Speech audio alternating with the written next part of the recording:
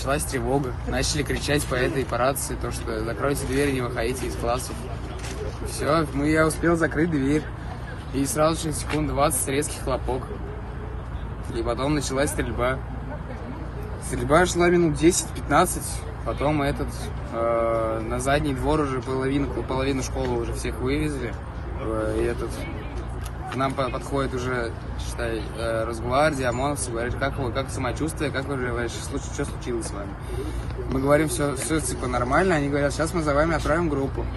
Пришла группа, нас освободила, мы, считай, вышли все в масках, выходим, там уже все вдребезги, все в дыму, двери уже все как бы разбиты, все уже, и начинаем спускаться, только уже, считай, с заднего дворика там выходим, смотрим, там уже реанимируют, как бы срочная реанимация детей, да. Все, потом уже пошли сюда на главный вход смотреть, что здесь происходит. Там уже детей с лестниц забирали, кто-то уже собирался прыгать, кто уже с лестниц забирали.